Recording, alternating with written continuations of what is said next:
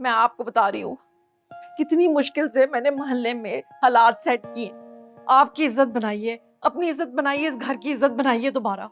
और अब ये असगर जाके मिल गया उसके साथ। मैं आपको बता रही हूँ असलम साहब, मैंने ना कुछ खा के मर जाना है, और आपकी तरह मैं कच्चा काम भी नहीं करूंगी। चाय लेकर आती हूँ आपके लिए।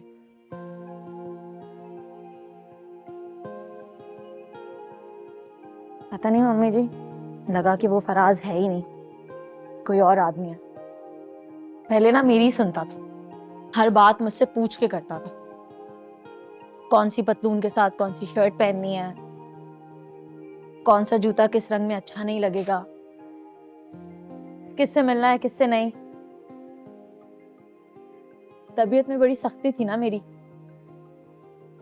फराज तो बड़ा बीबा सा था, ऐसा नहीं था।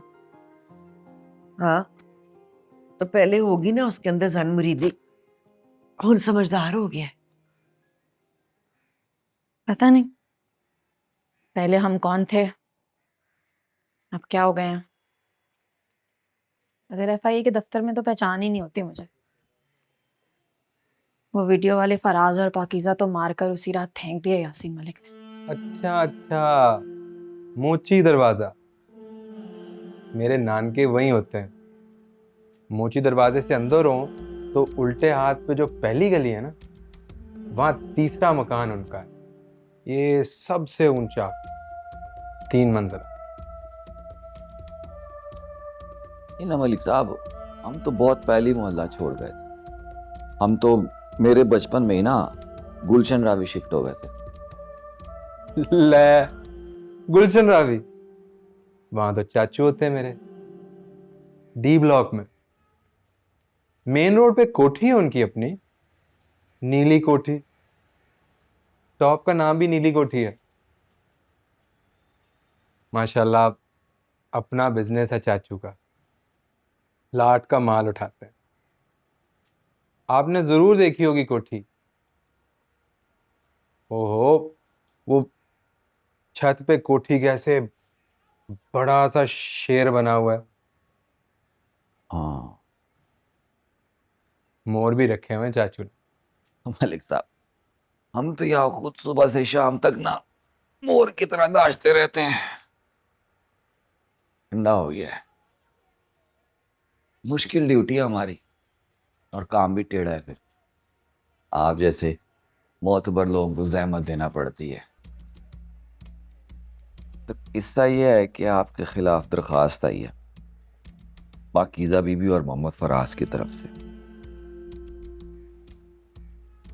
आपके तो मलेदार है ना, पाकीज़ा बीबी वल्द मोहम्मद असलम हैं? नहीं? अकीजा तो ना सवेरे ही निकल जाती है पूरे टाइम से, जैसे लोग दफ्तर नहीं जाते उस तरह जाती है अदालत। फराज भी वक्त पे आ जाता है। इंक्वायरी शुरू हो गई है ना अब। बस तू ना पराई इंक्वायरियों में लगी रहे हैं। तेरा शौहर तो तुझे बाप के जनाजे पे भी नहीं लेकर गया ना। तेरे डैडी ना करते थे ना ऐसी हरकतें, तो मैं समझ आती थी, मजबूरी थी भाई उनकी। दूसरी बीवी जो थी छुपा के जो रखा हुआ था निकाह, पोजीशन समझ आती थी इब्राहिम साहब की, अल्लाह बख्शे। फिर ये तेरा जुबैर, इसने क्यों लुका के रखा हुआ है घर वालों से तुझे? मम्मी ऐसे तो उसकी कोई फैमिली है नहीं। उसके एक वालिद थे, वो भी नहीं रहे अब। से मिलवाएगा मुझे। हाँ, पीछे अपना घर बार दिखाया होता ना, तो पता होता कौन है थे कौन नहीं। क्या पता करना है मम्मी, मेरा कुछ लेना देना नहीं है उसके पास से। अगर वो मुझे अपने पास में इन्वॉल्व नहीं करना चाहता तो मैं क्यों घुसूं उसमें, मैं क्यों उसकी टोलूं। हम दोनों खुश हैं, क्या ये काफी नहीं है? मुझे मेरी लाइफ को कॉम्प्लिकेटेड नहीं करना, सब कुछ ठीक है। सांस चढ़ रहा है आपको? डॉक्टर के पास कब जाना है?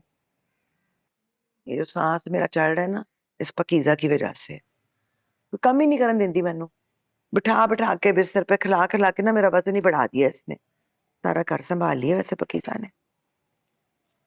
अब जब फराज उसको ले जाएगा तब क्या करेंगी आप? स्पॉइल कर दिया उसने। पता नहीं फराज लेके भी जाते बेचारी को कि नहीं। खर्चा वैसे दिया इस बारी उसने, पर खर्चे का क्या है, वो तो अल्लाह बख्शे तेरे डैडी भी मुझे देते थे खुला। मैं ही ना जोड़ जोड़ के कंजूसियां कर करके रखती थी, तो मुझे कहते थे हंस के, छोटे घर की है ना, तो दिल भी तेरा छोटा है, डरती है खर्चा करने से।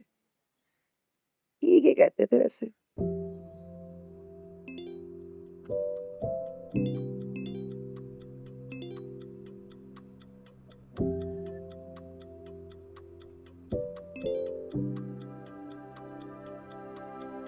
मैं हूँ, मेरा नंबर सेव कर ले, क्या पता जरूरत पड़ जाए, तो नंबर तो होना चाहिए।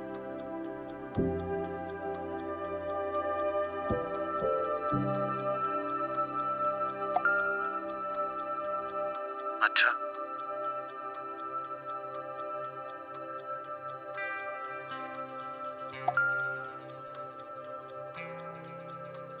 Thank you.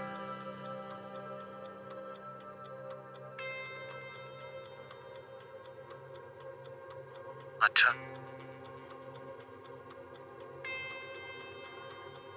Thank you.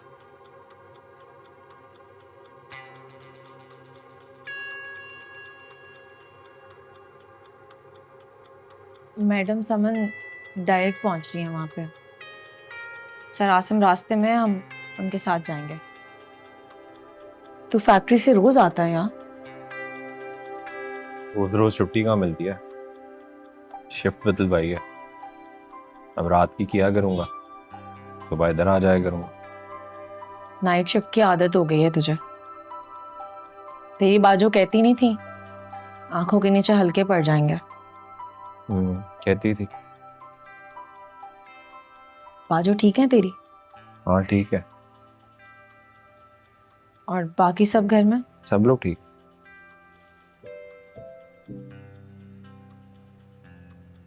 Asim sir बता रहे थे यासीन के खिलाफ एफआईए ने इंक्वायरी शुरू कर दिया है।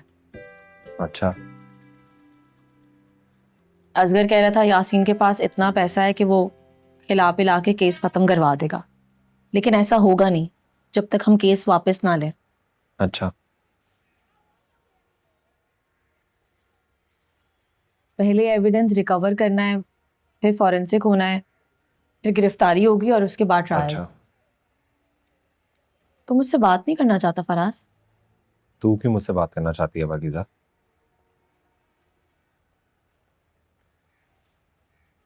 इसलिए कि मैं तेरा साथ दे रहा हूँ, तुझे खर्चा देता हूँ। तेरा साथ देना होता तो तब देता ना, अब भागकर तो मैं अपना साथ दे रहा हूँ। मुझे खर्चा दिया क्योंकि बीवी है तू मेरी, हक है तेरा। जो भी है, जैसा भी है हमारे बीच, वो कागज तो है ना। इस कागज पे मैंने सर नीचा करके कबूल है बोला था। उस कागज की वजह से हक है तेरा, मेरी कमाई में हिस्सा है तेरा पाकीज़ा।